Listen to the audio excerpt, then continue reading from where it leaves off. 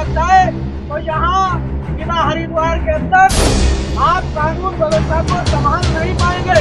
तो अगर आप चाहते हैं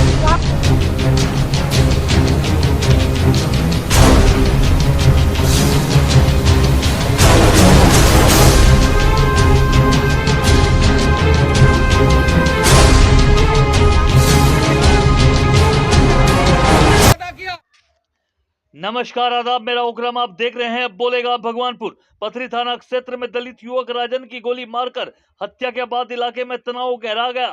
न्यायालय की मांग को लेकर सोमवार को भीम आर्मी के सैकड़ों कार्यकर्ता प्रदेश अध्यक्ष महक सिंह के नेतृत्व में रोशनाबाद स्थित एसएसपी कार्यालय पहुंचे और प्रदर्शन किया। प्रदर्शनकारियों ने पुलिस प्रशासन पर आरोपियों को संरक्षण देने का गंभीर आरोप लगाते हुए सख्त कार्रवाई की मांग की है। उन्होंने चेतावनी दी है कि जब तक आरोपियों को गिरफ्तार कर उनके खिलाफ कड़ी कार्रवाई नहीं की जाती तो आंदोलन जारी रहेगा। आपको बता दें कि मौके पर बड़ी संख्या में पुलिस बल की तैनाती की गई थी। एसएसपी कार्यालय के बाहर भीम आर्मी के कार्यकर्ताओं ने नारेबाजी की और दोषियों को फांसी देने की मांग उठाई। भीम आर्मी प्रदेश अध्यक्ष महक सिंह ने कहा कि दलित समाज के लोगों के साथ हो रहे अत्याचारों को किसी भी कीमत पर बर्दाश्त नहीं किया जाएगा। उन्होंने पुलिस पर पक्षपातपूर्ण रवैया अपनाते हुए आरोप लगाया कि वही पुलिस अधिकारियों ने प्रदर्शनकारियों को शांत करने की कोशिश करते हुए निष्पक्ष जांच की और दोषियों के खिलाफ कड़ी कार्रवाई का आश्वासन दे दिया। इस बीच गोलीकांड के मुख्य आरोपी की गिरफ्तारी के लिए पुलिस की टीमें लगातार दबिश दे रही है। मामले में अब तक कुछ संदिग्ध से पूछताछ की जा चुकी है। स्थानीय प्रशासन ने लोगों से शांति बनाए रखने की अपील की है और कहा है कि दोषियों को किसी भी सूरत में बख्शा नहीं जाएगा। देखें, आज हम अगर एसएसपी ऑफिस पहुंचे हैं तो ये हमारी मजबूरी है।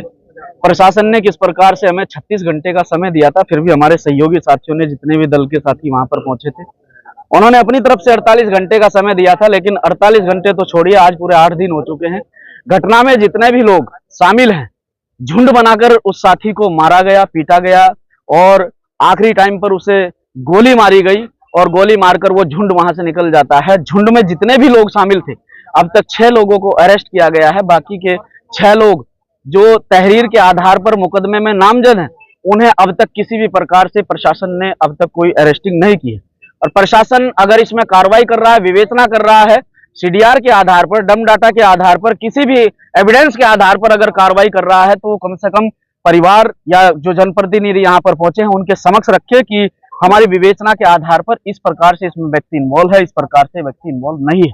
ये सारी चीजें हमारे सामने रखे आज हम यहाँ पर माताओं बहनों के साथ में सभी जनप्रतिनिधि यहाँ पर पहुंचे हैं, तो मजबूरी में पहुंचे हैं। ये कदम हमने मजबूरी में उठाया है क्योंकि अब तक किसी भी प्रकार से कोई अरेस्टिंग नहीं की गई है। डर का माहौल पैदा किया जा रहा है गांव के अंदर, एक विशेष समुदाय के लोगों के द्वारा डर का माहौल पैदा किया जा रहा है।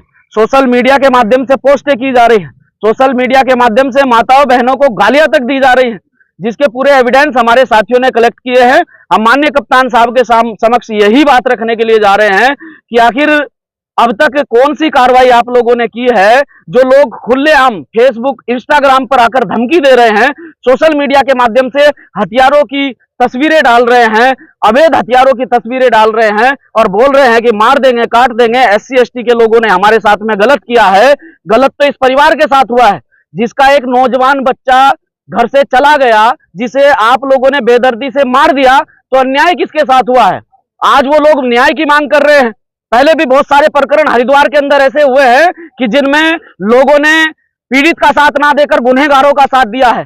यहाँ हत्यारों और बलात्कारियों के समर्थन में लोग खड़े हुए हैं। मैं पूछना चाहता हूं इन लोगों से कि आप न्याय चाहते हैं, जब आपके साथ गलत होगा आप न्याय की मांग करेंगे, तो लोग अगर आपके साथ नहीं खड़े होंगे, आपके साथ ना खड़े होकर हत्या करने वाले के समर्थन में अगर खड़े होंगे, तो आपके दिल पर क्या गुजरेगी। ये परिवार जो है आज पूरी तरह से, ये परिवार पूरी तरह से पीड़ित है। इस परिवार की बात प्रशासन को सुननी चाहिए। आज कितने मांगों पे आप ज्ञापन दे रहे हैं? हमारे साथियों ने जो ज्ञापन बनाया है, हमारी 7 मुख्य मांगे हैं। 7 मुख्य मांगों को लेकर हम ज्ञापन दे रहे हैं। उसमें एक विशेष मांग ये भी है कि जिस प्रकार से प्रशासन ने इस मामले को बैलेंस करने के लिए कहीं ना कहीं दबाव में आकर हमारे लोगों पर उल्टे मुकदमे लगाए हैं, हमारे लोगों को मुकदमे लगाकर डराने का काम किया है, तो वो मुकदमे भी हमारे लोगों से वापस लिए जाए।